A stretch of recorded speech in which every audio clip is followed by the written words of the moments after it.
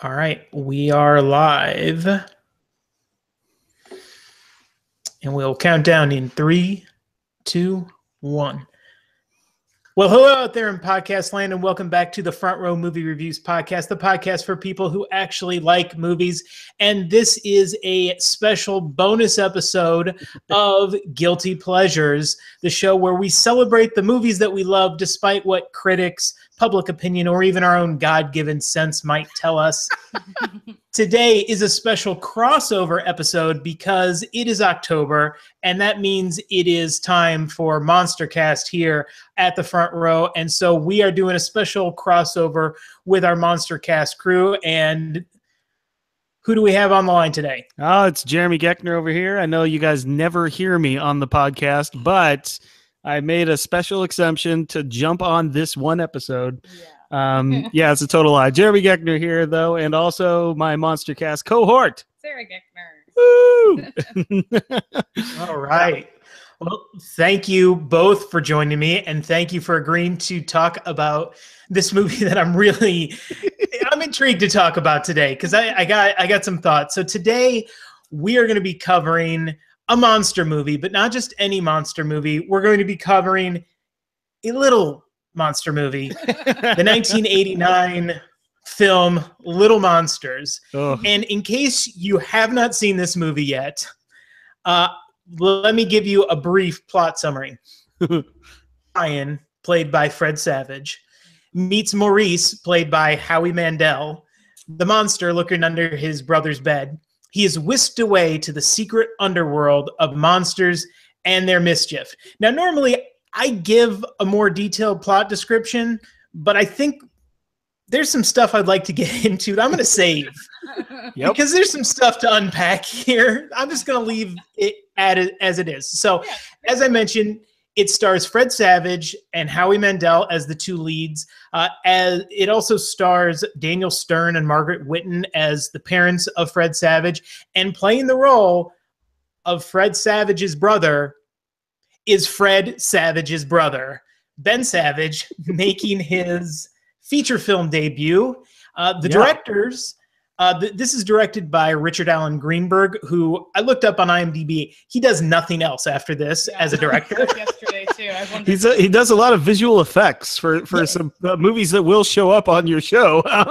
Absolutely. I looked at that. I was like, man, this dude's been involved in some stuff. This guy is like literally the litmus test for like half the movies you're going to do on Guilty Pleasures. Yes. And the screenwriters, very interestingly enough, which actually we're going to talk a little bit more about because the screenwriters actually do go on to do some things. The screenwriters, Terry Rossio and Ted Elliott, who, if you don't know their names, you know some of their movies besides Little Monsters. They would go on and have a pretty prolific career. Some of the credits that they're involved with are the Pirates of the Caribbean franchise, Shrek, and Aladdin. Oh, wow. So what they the hell happened? They wrote this movie, and then somebody said, "Hey, listen, guys," and eventually Disney did work there. They got some Disney magic on them, and they figured some shit out. Well, you know, we all have to cut our teeth somewhere. Yes.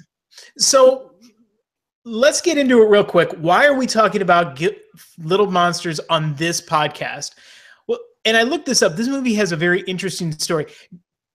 Have either of you looked up what the gross of this movie was? How much money this movie made in the theaters? Not even once. Okay, if you had to take a guess, how much money do you think Little Monsters made in the theaters? 1989. I don't know. You're good at that. 1989. Adjust for inflation. Carry the 5. No. I'd say probably around 33. 33 million? Yeah. 800,000. Oh. Oh my God. You know, not for nothing. You have to try very hard to make that little money. Yes. And so the backstory behind that, to be fair, this movie has horrible timing because this movie comes out in 1989. It's produced by a company called Vestron, who they were a home video distributor. Yeah, I remember for a long that time. logo. It sounds like Yeah. a Voltron villain. I remember the logo when I would when you would turn it on, exactly what it sounded like. The Vestron video, I remember exactly. I watched it. Yeah. Yes, I had to, once I saw that, I had to go back and just to satisfy that part of my brain, watch it in YouTube, the YouTube opening. I was like, yes. Yeah, Give me like a exactly. That and the Orion opening, like that's how you know you have your childhood going. yes. And the TriStar. TriStar. Yeah, Cannot forget the leaping unicorn. That's right. But yes. But so Vestron goes into the feature film business, and they, like many many small budget production companies in the 80s, they crank out a lot of shit. But they do have two claims to fame. They make a lot of money in 1987 with Dirty Dancing. That's their big claim to fame. And the next year they make Young Guns. Oh, look at them go. Yeah. And then that's Little it. Monsters. Yeah, and then they the make- cliff just appears. Yes, the cliff. Yeah, the cliff. Just they fall off it so hard and so fast that they make this movie and they never get to distribute it because they declare bankruptcy. So they Thelma and Louise it without like the emotionality or the sacrifice. Right. It is lost to the times, and ultimately they get bought out by United Artists. Okay, well, Who ultimately released this movie in all of 179 theaters. well, that would explain. Actually, that's not a bad gross. Then I mean, no. per screen It's average, not. you're talking Not when about you- 10,000 or so. I mean, Yeah, sure. well, Yeah. over the life And of that's- a couple of like, weeks, I don't- though. Right, exactly. So yeah, I take back my box normally- office analysis. I was setting you up, admittedly so, but Hey man, I was only off by $32 million, people. I mean, chump change. yeah. So because of that, this movie has no Rotten Tomatoes score because no one got to review it. I couldn't find. I know Siskel and Ebert gave it thumbs down, but I cannot find the reviews anywhere. So I have no pull quotes. I've got nothing. Oh man. So this movie, it's so weird to me because this movie was such a staple Me of too, that's what I'm childhood. saying. I don't. How is that possible? Because I watch this movie all the time. Maybe this is one of those. It's just like the cult following. Just it gets such a big home video following, and like the video store, you're always looking for stuff in that kids section. I know And this movie inside and out. Like every time my parents went out to dinner or something, this is like a staple Yeah. babysitter movie for us. Like we watch it all the time. yeah, I can quote Yeah. the crap out of this movie. you really can't. We watched Well, it yeah, last night, man. She quoted everything. Oh yeah, no, you're right. And this I think had heavy rotation on HBO, and Yeah. because no one had seen it, everyone's like, oh, it almost felt like a direct to DVD movie or direct to home video movie. Yeah. And so, definitely but did. but that's the. So I was blown away when I found that out too. That it actually never really got a basically a theatrical release, because it grows in those. I think part of that too is Fred Savage was huge at the time, which is another Yep. surprising. Another reason it's surprising to me that this never gets a big theatrical release. I mean, so because in 1989, Fred Savage was huge, so it's baffling to me that doesn't happen. But so you probably see it on that video wall. It's like, oh, it's Fred Savage. It's well, let me grab that. And And there's a weird creature guy on the front of it. Of course, I'm watching this movie. sure, Maybe So it's like the weirdest closest Wonder we- Years spinoff that you've ever seen in your life, man. Yes, where Kevin Arnold is now the dad. I would love to assume that Kevin Arnold is grown up as a grown up as Daniel Stern in this Oh, movie. I would love that so much. I sat through the first 20 minutes of this movie, and I was like, I can't remember the father's name. For the love of God, please tell me it's Kevin. I need it to be Kevin.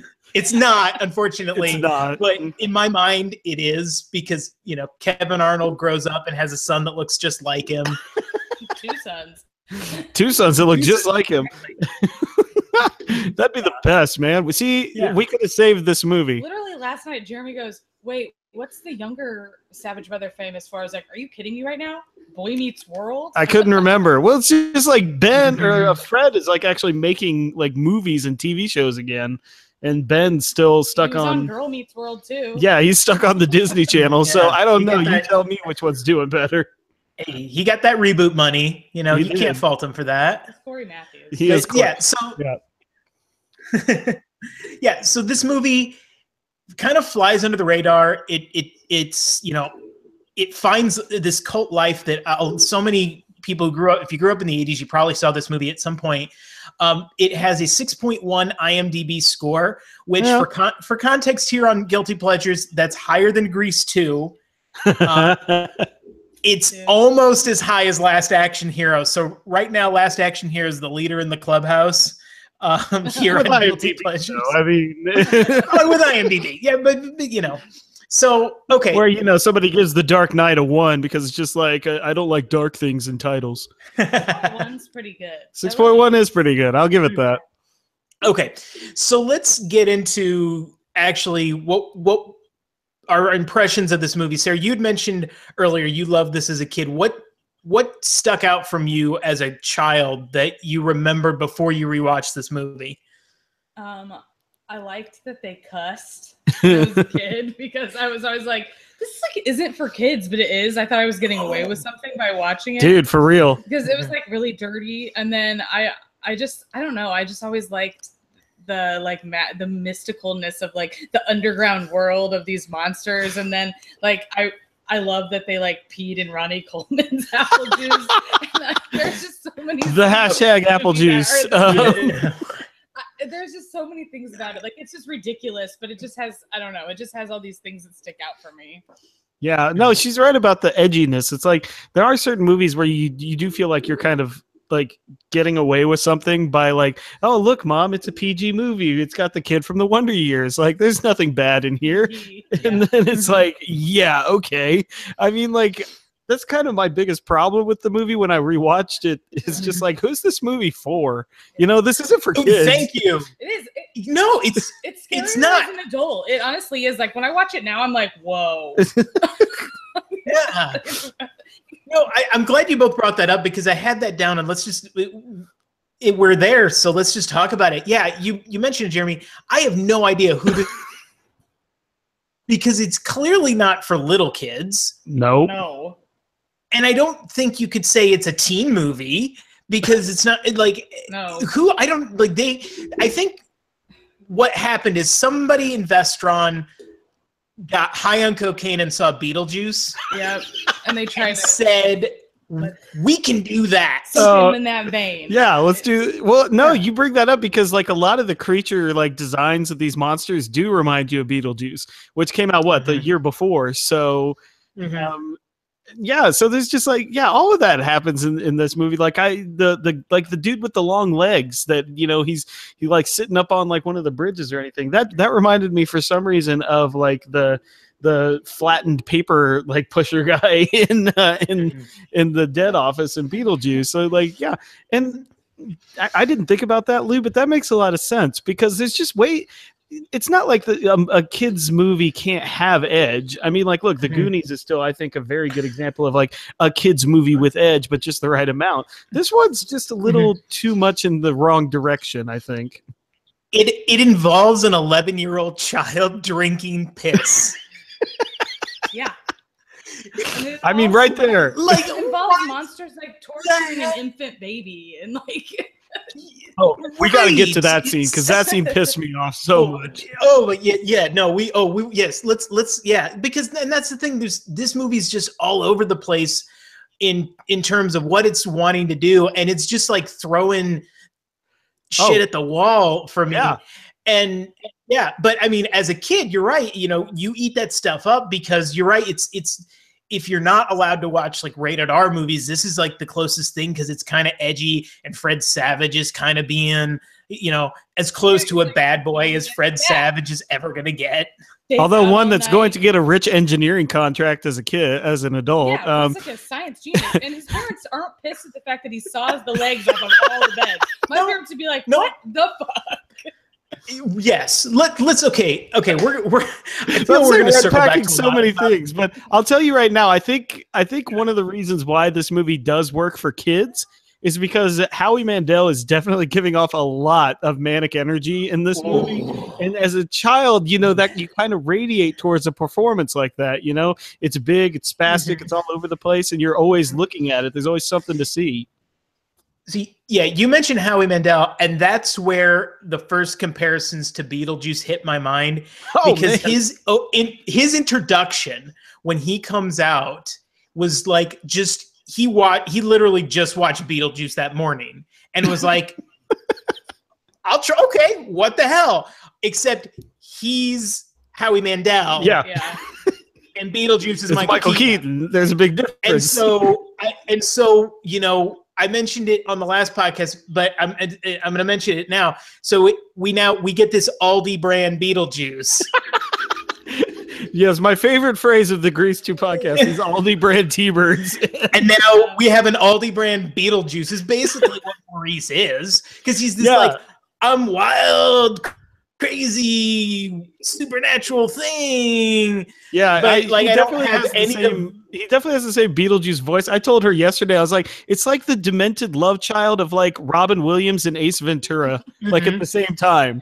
It's just like he does all these like kind of cheesy jokes, but it's like kind of like you watch like a Robin Williams stand-up special with how spastic he can get, and like then just like said go. And you're right, but I didn't even think of Beetlejuice either. That's definitely where the voice comes from. Yeah, he's not really scary. I mean, I guess like no, he's probably the least scary of all the monsters that you see. Oh yeah, he's definitely not as scary as like Snick or something. But wild jacket and like a skeleton earring and yeah. Well, I mean, like it's just the when you're that big, like he's going for comedy like so hard that it's just kind of like, okay, you look like a dude in makeup. You don't really like think. I don't really think of you as like a creature. Is the point? I mean, I always wondered like, was he a man that like went under the bed for too long? I guess they all would have to be, right? Okay. Yeah, let's get to. Okay, yeah, you bring it up. We're bringing up so much. Sorry, man. We're going to bring it up. No, it's fine. We'll circle back to wherever we got to go. But okay, so they ask him. He says, "How old is he?" He says, 11. Yeah.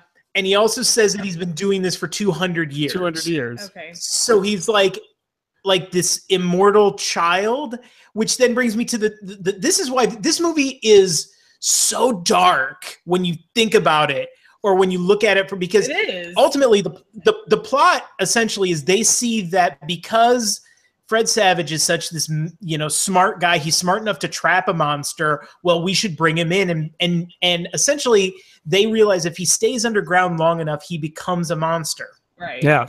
So are we to believe that all the monsters in this underworld were once kids who just got trapped underground? Right. So like this is like a village of missing children that just become deformed monsters. Right. This is like those Pinocchio boys that turn into donkeys. Dude, for real though. Really? Yeah. It's fucked up. Maybe there's just like this rash of like kids disappearing, and then, you know, somebody writes Runaway Train in the 90s and we're off and going. But like that's like, I mean, if you look at it logically, that's the only logical explanation for the plot is that all of these monsters. So then I guess monsters do age then. So because Howie Mandel says he's 11, but he clearly is not. No, but like, why is he a tall man? Yeah, like that's the tallest 11-year-old ever. I mean, yeah, it's very confusing situation. Yeah, now, like, their purpose is like to like mess with kids' lives, but like, are they also at the same time like scouting for kids to make into monsters? I guess like like this weird like, is this a Monsters Inc. type situation? Because he gets assignments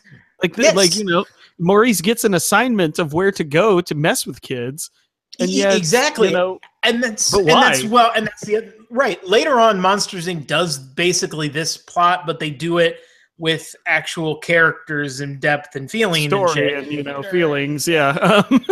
Right. And, you know, they eliminate the child abduction and divorce subplots and just be like, we'll make it a hard boy. Yeah. Oh yeah. Oh boy. Oh, we're going to get to boy. But yeah, so this whole underworld is just basically because it looks like a kid's. that's why I think this appeals to kids. It's this wish fulfillment where you go down and there's all the food you ever wanted and an arcade and all this sort of stuff. So yeah, I mean, and stay up late. Yeah. Yeah. By the way, did that not remind you guys of another early '90s film? Like these scenes down below, because it reminded me a lot of Hook. Like, you know, like there's this baseball game where they're smashing clocks and, you know, like all this, like, this long line of food on a table. Like, you know, I get the sense that maybe Spielberg, you know, plagiarized a little here. What it actually reminded me of was the underground in the first Teenage Mutant Ninja Turtles. Yeah. Like, yeah. The foot where they're just feeding these kids everything they could ever want, and cigarettes and video games and all this sort of stuff to turn them into ninjas, which is a whole different thing. That's how I learned, but you know. Yeah. Nothing makes a good ninja like 2 packs a day. Emphysema helps your stealth, kids. Either way, no, but yeah, everything aside from it, like, yeah, the optics of that alone are just kind of like, when as a kid you don't think about it, you're just like, yeah, like, oh, they could tilt at pinball, and you know, nowadays kids would be like, what's pinball? But I mean, but as an adult, you're just sitting there kind of like, wait, if I think about this for 5 seconds, that's kind of creepy. No, yeah, it 100% is, because all of these kids, it's a village of missing children that are just now turned into asshole monsters who then go make hell. And that's the other thing is, they're not like mischievous. Oh, we'll just like, you know, tie your shoes together mischief. It's like, no, they're like ruining shit. Yeah. No, well, I mean, like, it's not even like to go to a Nickelodeon cartoon, or it's not even like Real Monsters where you're like learning stuff and everything for a productive monster society. No. And I hate that sequence in this movie, because you're right. Like, this isn't like, yeah, like, oh, you tie your shoes together, or, oh man, I put like, you know, I don't know, the wrong thing in your backpack. This is like damaging property, and like, I don't know, like, it's just like, this is terrible. It's so mean-spirited, that sequence. It is. That's the other thing. This movie's just, it did catch me off guard watching it, about how mean-spirited it is, because and that's the other thing where, you know, Maurice is just this Aldi brand Beetlejuice, because it's basically, he has the same arc where, oh, you think he's cool and funny, but you realize, oh, he's kind of a dick. He's actually the bad guy, and the only difference is that he turns, you know, in Beetlejuice, you know, he's still the villain, but Maurice redeems himself. Yeah, right. He redeems himself, but then when at the end of the movie, Snick and Boy are dead, does that mean like are the monsters going to stop being dicks? Right. Like, is this a coup d'etat? I mean, because of Boy, or like, I'm not really as sure about like Boy's emphasis over the monsters. Right. Like, that's another thing. Like, but as long as we're on plot, it's just like that doesn't make sense. Like, you have this big villain in Boy and in Snick, but it's just like, what exactly, like, do they run this monster world? Is this like a tyrannical despot, or like, you know, do they all do things just because he says so? They don't ever explain it. He's just a creepy looking dude. Right. And all the monsters seem to enjoy all the mischief they cause. Yeah. So it's not like to do it. Right. Yeah. Right. Yeah. So what exactly does Boy and Snick make them do? Because when they're dead, they're like, it's a Wizard of Oz scene where everybody's like cheering them as they're running across country to get, you know, back up to the real world. But what does they never talk about that. They don't tell you what that is supposed to be. Yeah, I mean, like, we get one scene, which is the scene that we're going to have to dive into deeper later, but we get one scene where Snick is like, I guess, persecuting this young child monster. And like, that's like the only scene you really get where you get the sense that there's like some like totalitarianism like happening with Boy and Snick. They always say whatever Boy wants, Boy gets. Yeah, but it's like, why? Does he have like more power than them? Like, is he older? And what does Boy want? They don't tell you. What's his end game here? I'm afraid of what Boy wants, honestly. Yeah, well, I mean, like, but for example, like, not that you have to map out your villain's like intentions. Like, look what they did with like the Joker in The Dark Knight. You still don't know what the hell he wants, but he's enigmatic and he's, you know, like, fine. you don't get anything about Boy. He's just there. You hear his name a few times, and then he's there in front of you, looking creepy, and then he's dead. Like, right. Well, yeah, he's the worst. He's the easiest final boss in history. Yeah, that's right. Yeah. oh my god, man!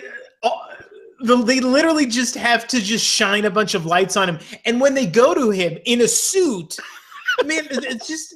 They're all in suits of lights. And Snick and Boy just stand there with their dicks in their hand, being like, "Oh, I wonder what will happen here." That doesn't look good. And they don't know. It's like just Raiders of the Lost Ark. Close your eyes, man. Do something. Think we should step away? Nah, I think they're bluffing. No, yeah. I feel like these villains were just added when they wrote this script, being like, "Hey, we wrote this movie. We had an idea about monsters under the bed that sounds funny. Do we need a villain? Yeah, we need some. Maybe we should add a villain." Flick. Yeah. You don't even see Boy until like the last 20 minutes of the movie. Yeah. Right. Yeah, and he's given like no background. There's nothing about him. There's no. Last night I was like, "What do you think this is situation?" I don't know, man. I mean, like I was trying to think of a theory that I could put forth, and I'm just like, or is that a human mask? Like, does he like feed off of the fear or off of the misery, I guess, of the children? Since the film seems to giving it more thought than the writers. Well, no, but I mean, it's just like the film seems to take extra special emphasis to say like, oh, they don't just like mess with the kids; they make sure they get caught, like being blamed for things. So, what do you feed off the misery that these kids are in? You know, the punishment that they entail, like. You know, like that's why that sequence kills me. But yeah, I couldn't even come up with like I couldn't even come up with a theory on what Boy wants or what he's even doing there or why he's so powerful. Yeah, it makes no sense. It's got none of the characters in this movie really make any lick of sense anyway. So I guess why should our main villains?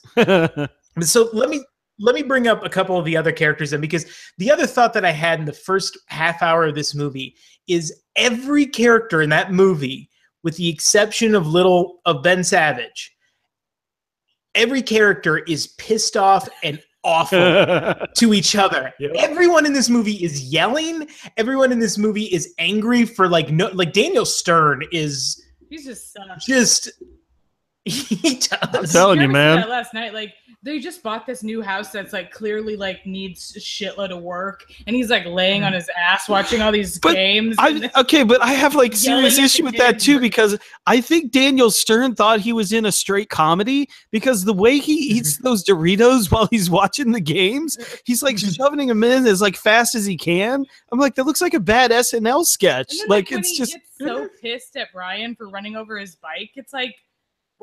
Yeah, you ran over his bike. Like, hey, even if he did leave it in the driveway, use your rear view mirror, you asshole.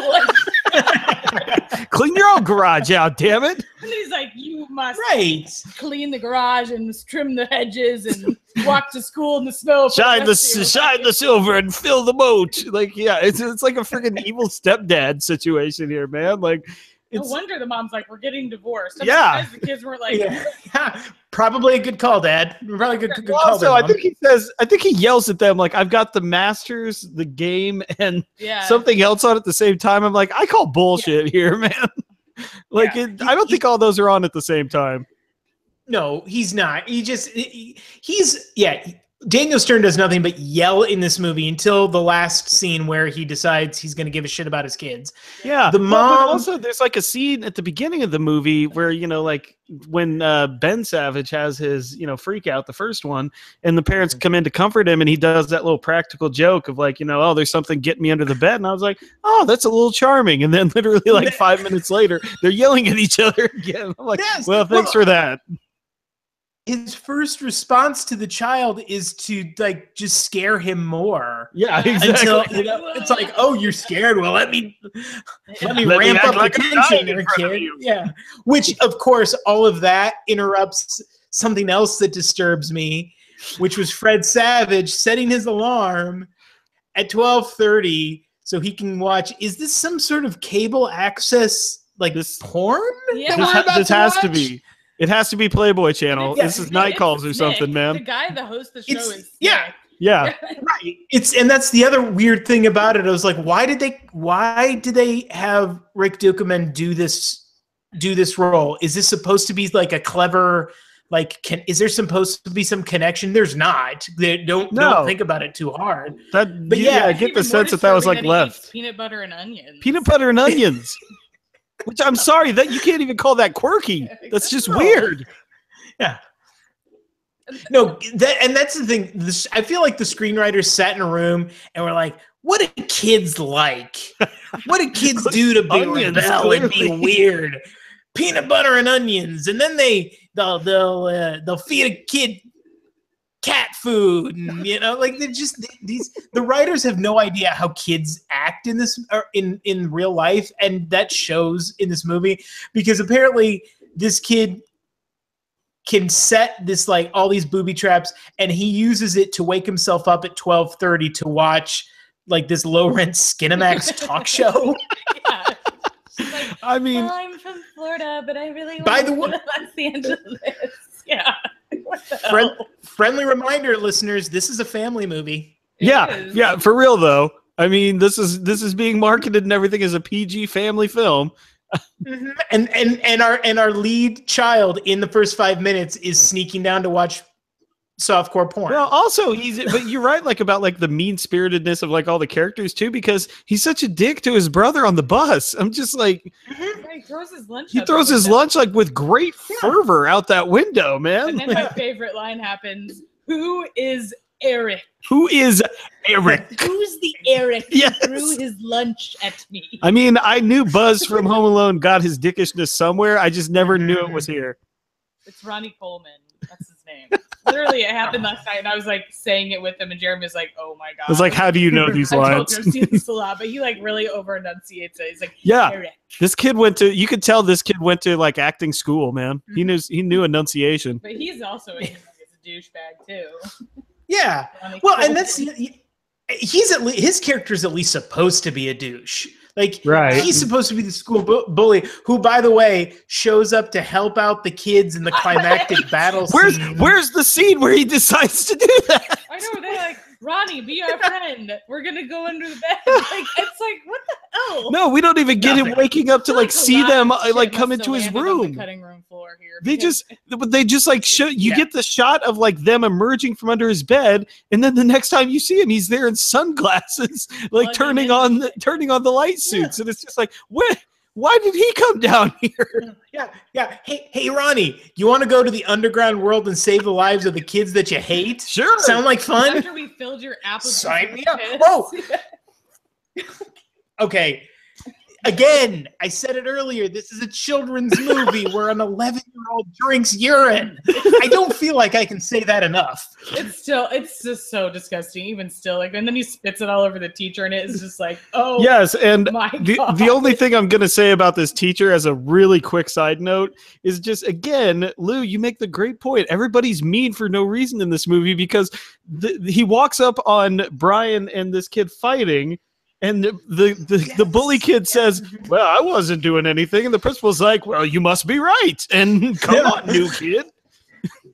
They teach you this early on in school administration that whenever there's a conflict, you immediately side with the child that's been at the school the longest. Yeah, exactly. That's just state law.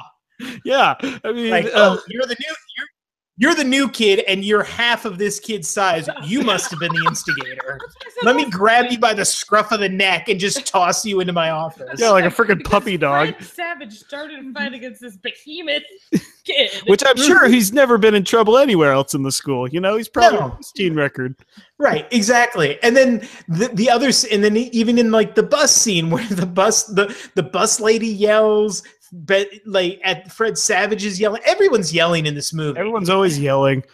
Everyone is just angry, and then out comes Howie Mandel as a Muppet, and everything's all of a sudden, "Hey, kids!" And it's like the tone just shifts so dramatically in this movie that you'll get whiplash just watching it. No, you're right. And it's weird because all these things that we're talking about are like clearly things that we can make fun of and critique harshly, but then they actually have some good scenes, like some actually well-written, well-acted scenes in this movie. Oh, like the ones that jump out to me, the scene where the parents are telling them that they're getting a divorce or they're getting a separation, that's actually handled pretty well. Like that's actually shot and handled with a good delicacy that in another movie would be a really good, yes.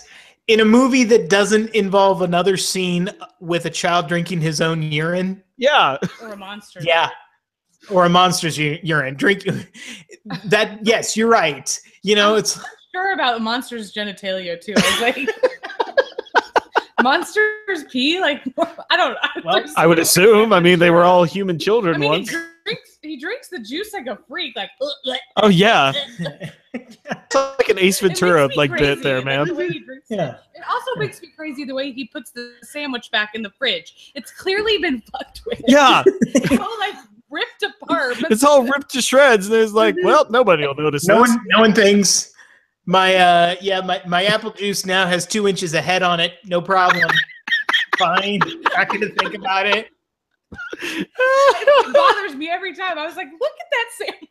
Look at that drink. He's right. It's like got a freaking like beer head on it, man. Right.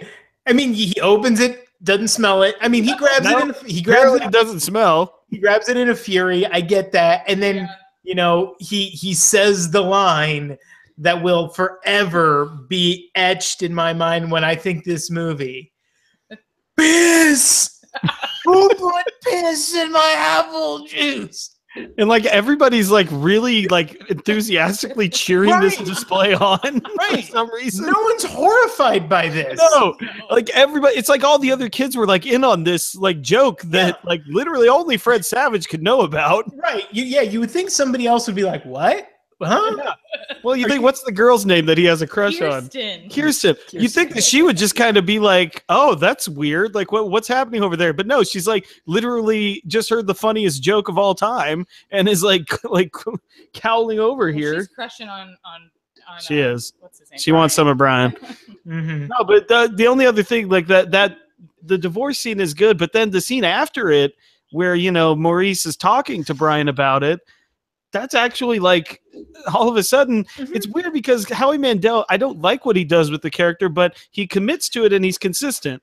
And then that scene, even when he has to be like Maurice has to be serious, like he's still like, slightly moving his arms around like just a little bit because he just can't help it because that's what his character is. And that's actually a very good scene. Yeah. The cast in this movie is pretty talented. Everybody is doing good work. I don't think you can really fault any of the actors here for what's going on. No, it's not like there's bad acting. This isn't The Room or something. I mean, this is just bad script writing. Right, and even Ben Savage in his first movie, he's playing the cute little kid role pretty well, Even his best friend who's like Black Ops from the army, that sweet beret wears. What's his name? Todd.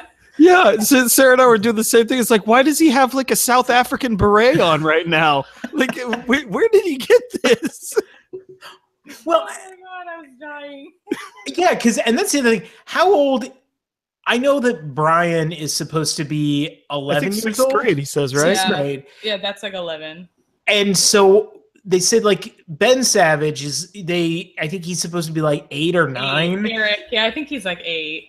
And that's the other thing in this movie is that it reminds you 80s movies are just so different, for kids. Kids movies in the 80s are just so different because you're watching and it's like, why are these like 8-year-olds just walking to school by themselves? Yeah, right. We're putting 8-year-olds on a big dartboard and putting them in peril. None of that stuff flies at all today. No. And so for that, like it's kind of funny to see that in a way. But yeah, Ben is fine, and until he finally gets kidnapped. And I think they must sedate him or something because the whole rest of the movie, because he's like Brian. Yeah, once it gets to Boy Meets Underworld, he's all of a sudden Dude, that worked on so many levels right there, man. Yeah. He really is. He's just like, what? Yeah, he is like. What the hell? Well, I mean, no, that underscores that theory about Boy, which I don't know if we want to get into now, but like sure. Why not? You know, because Boy essentially he kidnaps Ben Savage because he wants Fred Savage to stay down and be a monster because he sees the monster potential in him. And he Right. said, I mean, like, I would think he wouldn't want that because I feel like he thinks that Brian is like talented enough to rule them all. So I feel like he'd feel some competition there. Right. But that's not what it is. He wants him, and he basically steals Eric so that Brian will have to come back, and then he makes him the offer, like, I'll let you and your brother and your friends go if you stay. So, and Brian's all like, nah, I'm just gonna turn on some lights. No. good. I mean, like, not even like the hint of a noble, like, heroic sacrifice. Like, he's not even conflicted. He's just like, yeah, I'll pass. No, And then he thank lets you. his friends get attacked by like monsters shooting giant bazookas and like razor blades coming out of the floor and like a lot of crazy. Yeah, it's like turns shit. into like a puppet master type thing or something, man. It's just like But like what is Boy's like? I don't. this. I mean, I didn't know this until like Lou. I assume you know like the kind of really dark, sinister theory about Boy.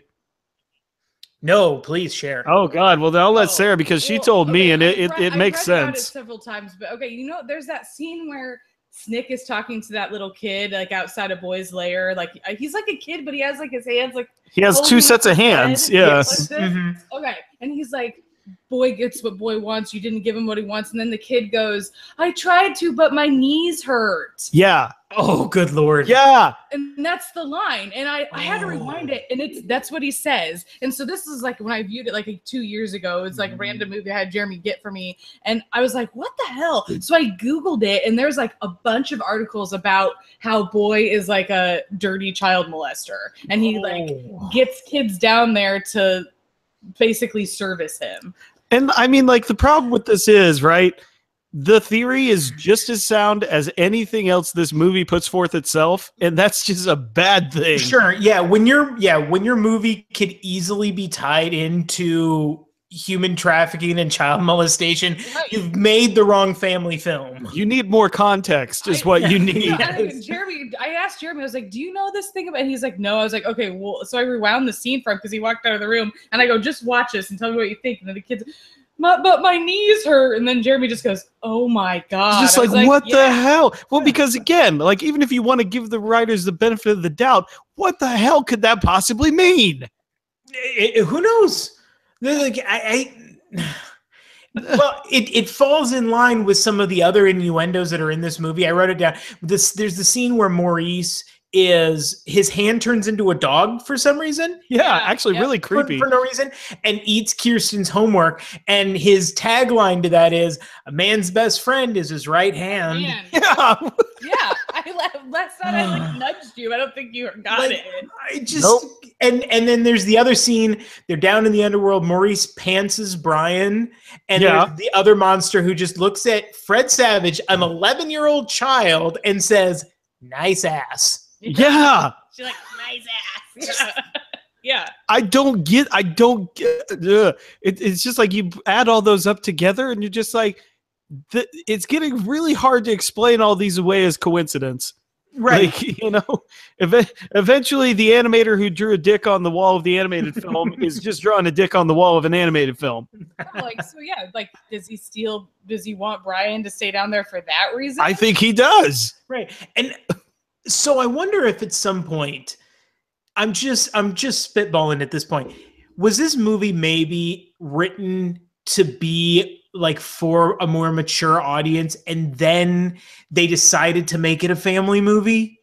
I would have to think that. The visuals alone like make it look like, you're right, like a grotesquer, an even little more grotesquer Beetlejuice. Because, you know, even as much as what you have with Beetlejuice that is kind of like scary and gross, it all still has like kind of that Burton sheen on it. And, you know, it just seems so Beetlejuice is just, fantastical. like, more eerie. Like, Yeah, but this eerie than one, gross. like the makeup effects and everything are just like creepy. They're Right. just like actually like really like grotesque and gory, and especially like when you see Boy's true form and stuff, like, and then people are exploding and pulling themselves back together, and like, yeah, so you see like veins pulsating out of the back of like Snick's hunch and stuff. Like, I think you might be onto something here. This is like an episode of like Tales from the Crypt that just got kind of co-opted a little bit. Yeah, and that's where it just goes off the rails because again, it's this weird mixture of kids having fun and really just darkness. And if anybody who is not a Tim Burton fan wants to understand at least why people get Tim Burton, watch Beetlejuice and then watch this movie and see how like dark. But yeah, like exactly what you said, how dark that movie kind of is, but it does have that light touch to it where it's still not like overly scary and disturbing in a way so that you still know it's a comedy, because this movie wants to be a comedy, but it doesn't fit. Nothing, because nothing, it's just so weird, and there's not a lot of, its idea of humor is pantsing an 11-year-old. And saying nice ass. And making him drink his own. Yeah, and then making a pass at the 11-year-old child. No, but and it's interesting because I think maybe now that I'm thinking about it, maybe Howie Mandel's performance is informed by the lack of a good coherent script, because you know, like maybe he sees all these dialogue lines and thinks this is stupid. I have to go way over the top to make this even try to work. Sure. And for those of you who don't remember Howie Mandel's early career, if you know him now from Deal or No Deal or America's Got Talent, in the 80s, he was a very successful stand-up comic. Yeah, really funny. And he was actually, in many ways, you could look at him as kind of this Robin Williams-esque manic personality where he would just like fling himself all over the stage and like be as zany as he could be. And so when they hire him, that's clearly what they want him to do. They want him to be Howie Mandel, and they got it. They got Howie Mandel. And I mean, it's weird because then you grow up with him and like you see what he does voice wise and stuff with like Bobby's World or something like that. Right. And it's just like, like where are the facets of this guy? Now he has like, he might have had it back then, but now he has, of course, severe obsessive compulsive disorder. But it's just like, I was like, did he have that when he made this movie? I was like, I think he probably would have had it his whole life, but you would think so. Maybe that's what drove the manicness. But no, I mean, it's interesting because it's so easy to like look at that performance and just be like, whoa, you know, and just kind of be overwhelmed by it. But at the same time, like I said, you got to kind of admire like the commitment to what he was doing. You know, like he doesn't like do one scene a certain manic and then another scene like another. Like he's a pretty consistent character throughout the movie. Oh, sure. I think he makes a choice with his character and he sticks with that choice. You know, it's just, his character isn't written in any sort of way where you understand why he does what he does, or you just essentially figure out that he's the sweet monster because he forms this bond with Brian, which is a weird bond too, because ultimately we get to that last scene and they hug. And they they get all teary-eyed, and Fred Savage is crying, and he gives him his Born to Be Wild jacket. Right. And it's like, it's supposed to be this like really sweet moment because it's supposed to be about this bond over these like two. Clearly, these two are trying to bring some sort of emotion to the scene that these two have really become best friends.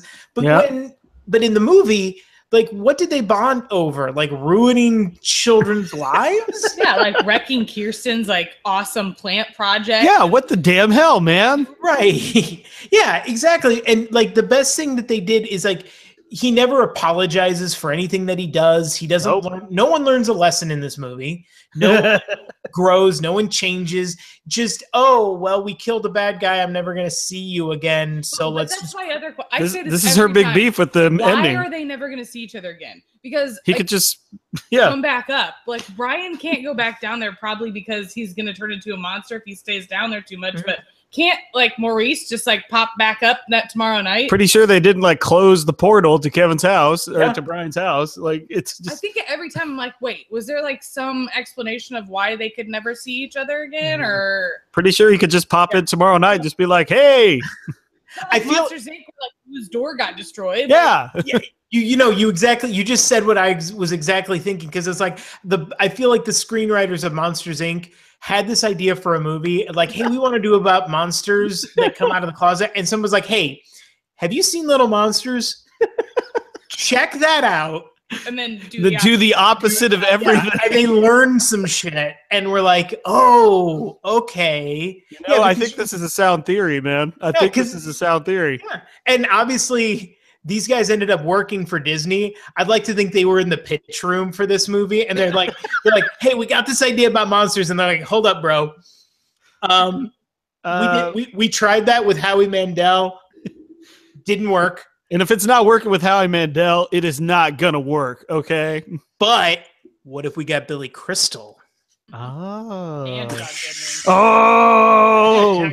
Yeah, And Jennifer Tilly. Right. Yeah. Exactly. So, yeah, that's where I feel you're right, because that emotion that they wanted to add some sort of tender scene at the end, and it makes no sense. They don't earn it, but the actors are committing to it. Like, I don't even know. Well, that's the worst part. If there was that scene where, like, for some reason Maurice could never go and visit Brian again, like if they found some way to write that into the movie, then that scene as it's shot right now makes sense and is a little earned, because but a little bit. But you're right, because they don't, like they don't like Brian doesn't like bring out like Maurice's like good side or anything. Maurice is just the way he is the whole movie. Say it like the reason their bond was so great is because they're like each other's only friend. Yeah, I guess. Which I wonder then why Maurice doesn't have any other monster friends. But right. Yeah, exactly. That makes no sense. He's like down there. Everybody always beats him and stuff. He's the most popular monster there. Yeah, and he's gonna be like, and now Snick and Boy are dead. He's gonna be king shit. Like, yeah. I mean, this makes no. That's why he won't see him again. He's just like, I'm done with you. Yeah. Meanwhile, Brian now, Kirsten likes him. He's the bullies on his side now.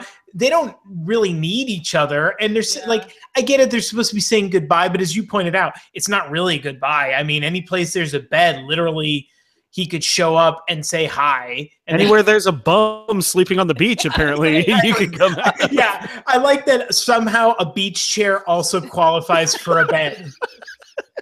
It makes no sense. Also, no, I'm sorry. I have to take issue with that ending part because they're like racing against the sun and shit. And I'm like, the sun does not rise that fast over the whole damn country. No, not at all. Not like, even are a you little. Covering the full distance from Boston to like. We don't know how far they're running, Jer. Okay. I mean, like, what is it like an actual 2-scale map of like the United States? Well, and that's where, again, this is such a poorly thought out plan because he sets his alarm for 3 minutes.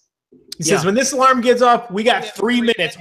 Wherever we are in this monster underworld, we have 3 minutes to get back up there. It's like a snooze alarm is 9.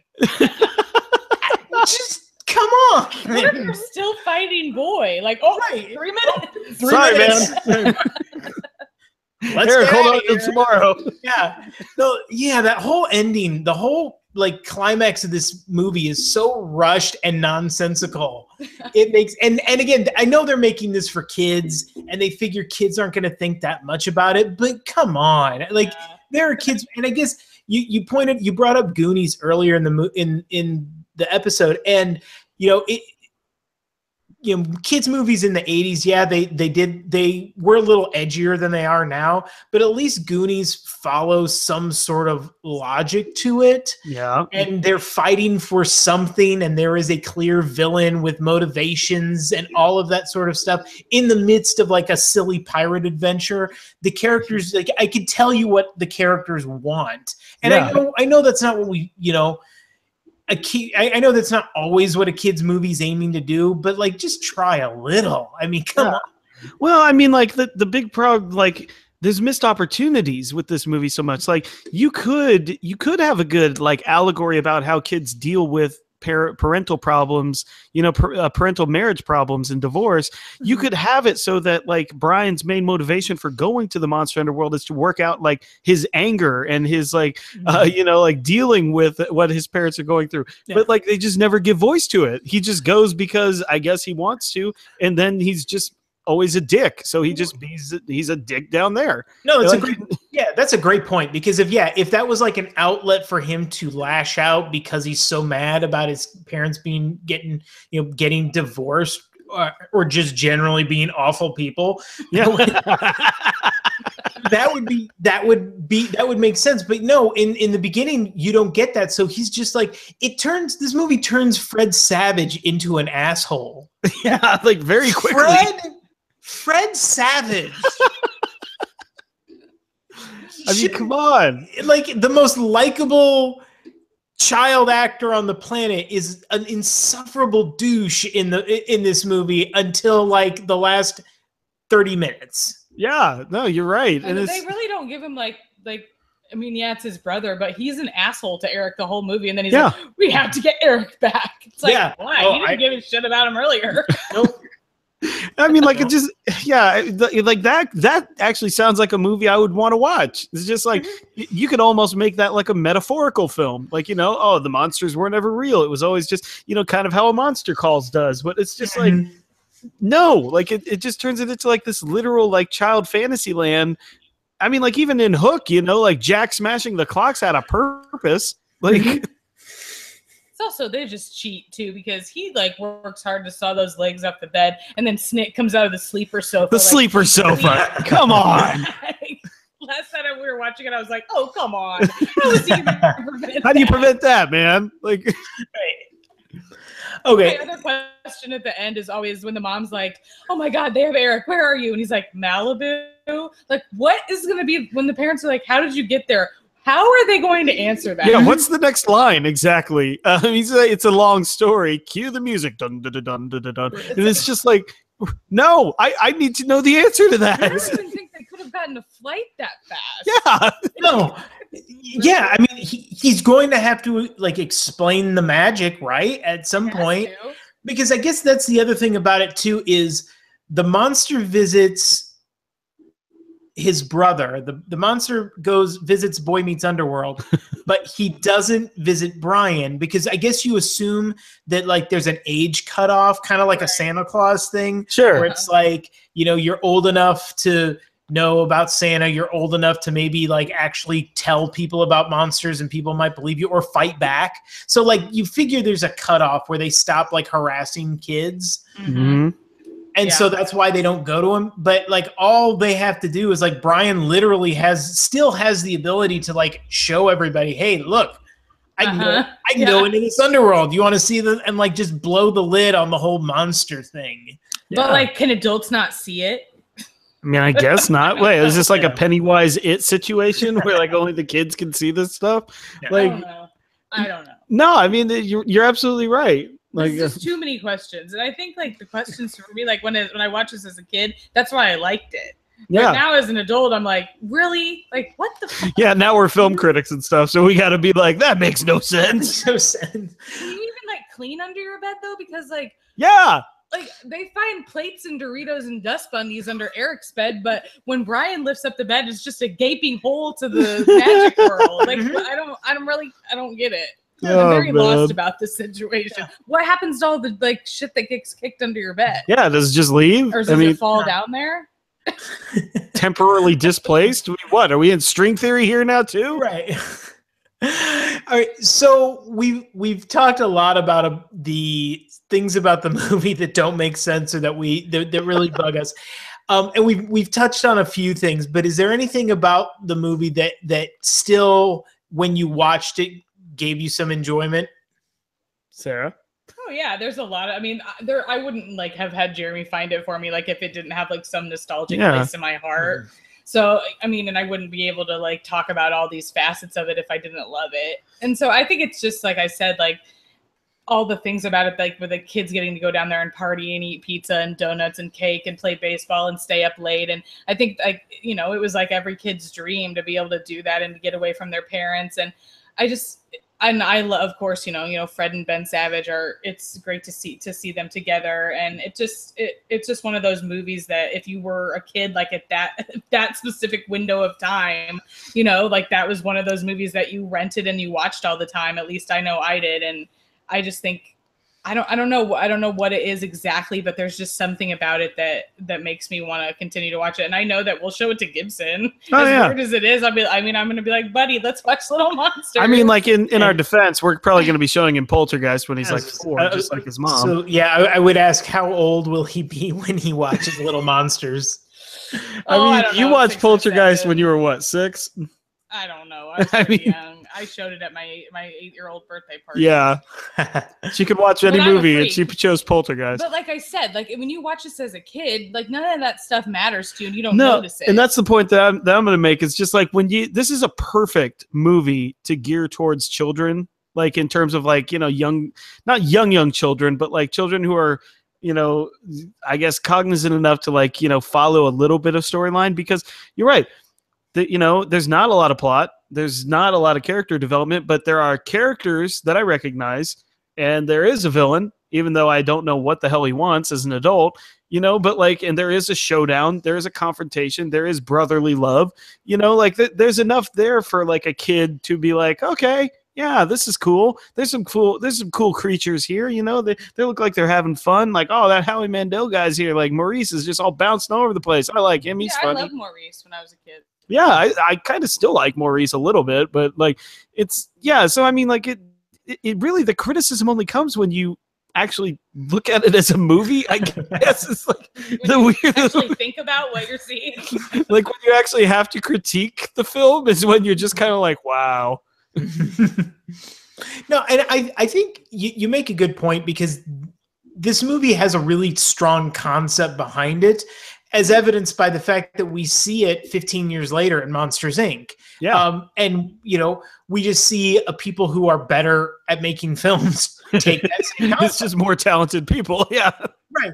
But you bring up a point, too, of the other thing that I think gets lost when we talk about kids' movies. And, yeah, I mean, you know, you don't want to bash on a kids' movie too much, because essentially what kids' movies are trying to do is wish fulfillment for children. Yeah. Like, oh, it would be like The Goonies is wish fulfillment. Oh, it would be so much fun to go on a pirate ship.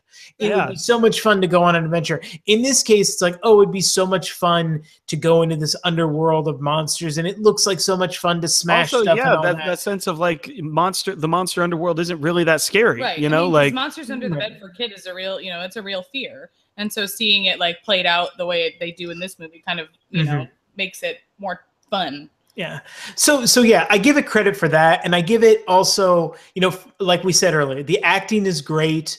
It's a solid cast. Like they really, you know, I feel like this was intended to be a major release because of the people that they cast in the movie. And, you know, it just didn't come to pass. And I also, I know I shat on the last scene a lot, but the use of Road to Nowhere by Talking Heads. Yeah. Still, I hear that song and I associate it with this movie. Yeah. And I'm sure David Byrne is pissed at that. But I don't care because I love that song. And it's a song, you know, man. Again, it's one of those movies. There's no emotion earned in that scene from the story, but the song sells it. Like I was like, oh yeah, man, that was really profound what I just watched. Yeah. And then you stop to think about it and you're like, no, it wasn't, damn it. Yeah. So choked up little lump in the throat, like, aw. Yeah. You know, Howie Mandel's dangly horn, we're not gonna see it anymore. Again, makes no freaking sense. If it was a horn, it would be solid. Jeremy is really upset about the fact that his horn is broken and it dangles. Because that's the epitome. No, you know what? That's a perfect metaphor for this movie, okay? Like, you know, it's something that doesn't make sense, that's wrong, and yet they're still just kind of like, oh, but it will be funny. Kids will love looking at it. So let's just leave it in there. Right. Yes.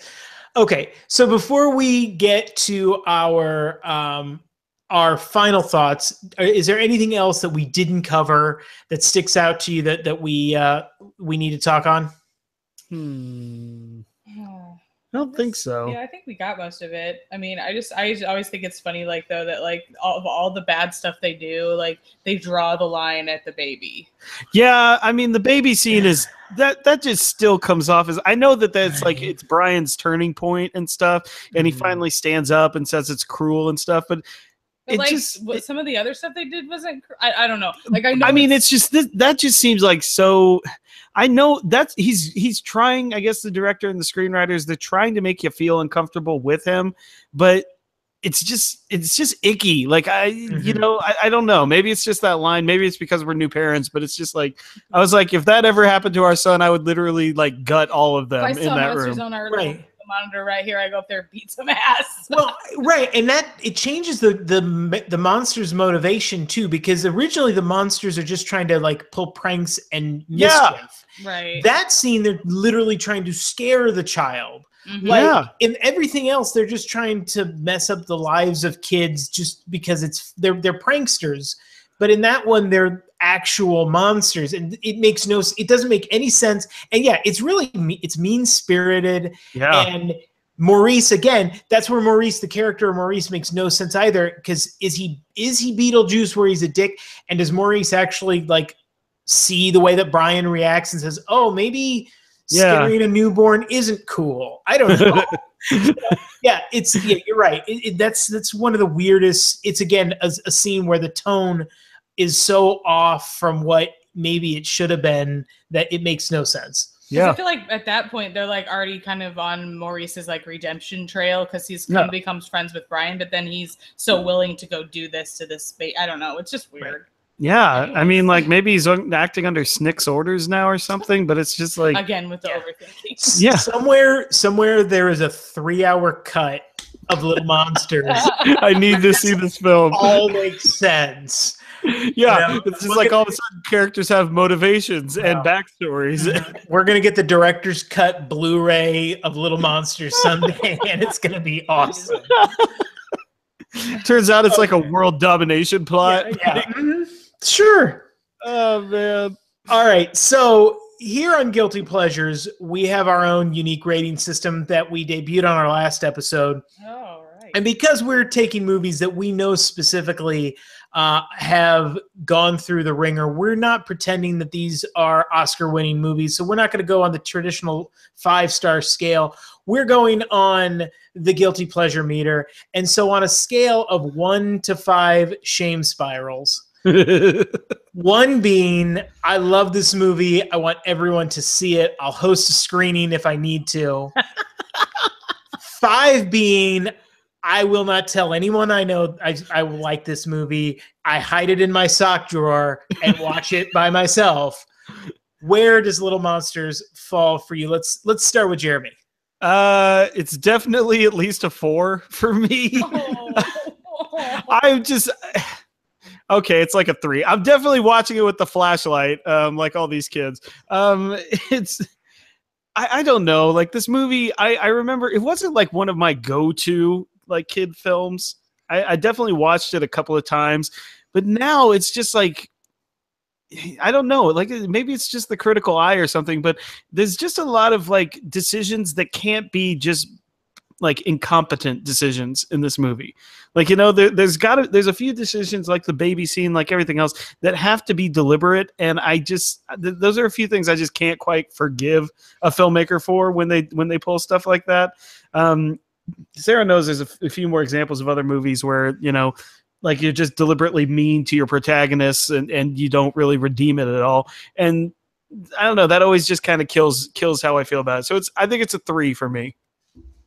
All right. Sarah, how about you? Oh, I'll go 2. A 2? Yeah, okay. I'm not like inviting the neighborhood, like the 10 kids that live next door over to watch this, like with popcorn tomorrow night or anything. That might keep them in line, damn it. Like I'll let Gibson and his friends watch it as a sleepover or whatever. Yeah. You know, like I'll show it to him intentionally because I like it, and I'm not afraid for people to know that I like it. It's ridiculous, but it has a special place in my heart. I grew up with it, and I love Maurice. I always will, even though he's kind of a douchebag. And I don't know. It's one of my childhood favorites. So yeah, sure. I'll say 2. All right. And I'm kind of with you, Jeremy. I'm actually gonna go a little higher than 3. I'm gonna go 3.5. All right. Because to me, I'm with you, Sarah, in that I loved this movie when I was a kid. It was a lot of fun watching it. Mm-hmm. And watching it today, there was a little nostalgia factor of hearing the lines again and seeing some of the stuff. But to me, if it's not bad enough to be a fun bad movie, and it's not good enough to be a good movie. There you go. And so I don't think I wouldn't make any. I'm not enough of a horror fan or monster fan to direct people. Fred Savage has made other horrible movies that I would rather watch than this, which we'll get to somewhere down the road. The Wizard. Hello. Oh, Sarah's never seen The Wizard, man. So, oh boy. I love that. So yeah, I think there's so much of this movie that's just a little too unsettling for me. That keeps it from being fun bad for me. So I'm gonna go 3.5. Nice. I see. Yeah, that you encapsulated it perfectly there, Lou. Like, I'll stick with my 2. I'll do that. Hey, every film in this show needs a defense attorney. That's what you are. That is, the rule here on Guilty Pleasures is we have one person on the panel who genuinely likes this movie. So I take issue with a lot of things, but I genuinely in my heart. I mean, if you want the giant role reversal, have both of us on a Wild Wild West episode, because I will go to the mat for that movie. Ooh, I can't wait for that. Yes. I could talk about the video for 3 hours alone.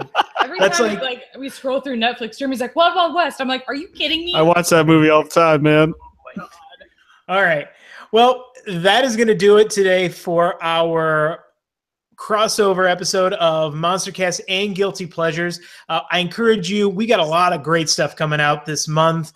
We are just getting started with Monstercast, and there's going to be another Guilty Pleasures coming out later in the month, Best of the Best 2. Yes. Which I encourage, if you have not seen it, you need to see this movie before the podcast drops. It's on YouTube. Shh, don't tell anyone. But yes, I can't wait. We got a couple of great guests lined up for that. Also, we want you just to find us on iTunes and explore all the shows in the Front Row Network. We just launched Star Trek Discovery. There's on every Friday we have Are You Afraid of the Podcast, which is the Are You Afraid of the Dark recap show, hosted by my 2 guests today. Hey! We have our Zonasodes, Classics, Flashbacks, Beyond the Mouse, and Full Disclosure. Jeremy, did I miss anything? No, that's pretty much it. Discovering Star Trek is really taking off right now on YouTube. So yeah, if you are a Trekkie out there, you want to be in on the show, Scott and Mike really break it down so well every week. I haven't watched since TNG, and I still found that episode really riveting. So jump on that train. We're about to close out season 1 of Are You Afraid of the Podcast? We got 4 episodes left for season 1. Then we'll be taking a little hiatus before we start season 2. But yeah, you're right. Just tons of October stuff. So get on the train now if you're not already on the Front Row Network. Absolutely. And a shout out to our YouTube page. If you're listening to this on the podcast and you want to see us react, and check us out on YouTube and watch these on YouTube as well. Subscribe to our YouTube page and you'll get all sorts of great content there. Also, you can find us on Twitter at Front Row Reviews. You can find me specifically on Twitter at The Fake Lou Hair. Let us know what you think of the shows. Let us know what you want to hear on Guilty Pleasures coming up. I got a couple ideas that we'll talk offline about. And you can find us on our website at thefrontrowmoviereviews.com and our Facebook page. Please comment, give us some feedback. Let us know what you think about the shows. Let us know what you thought about Little Monsters or any of the other things that we cover. But please, thank you for joining us. Thanks for listening. And so that's going to do it for this episode of Guilty Pleasures. And so for the Front Row Movie Reviews, I'm Lou Hare. I'm Sarah Baltusevich-Geckner. I'm Jeremy Geckner. And as always, we'll see you in the front row. Bye-bye.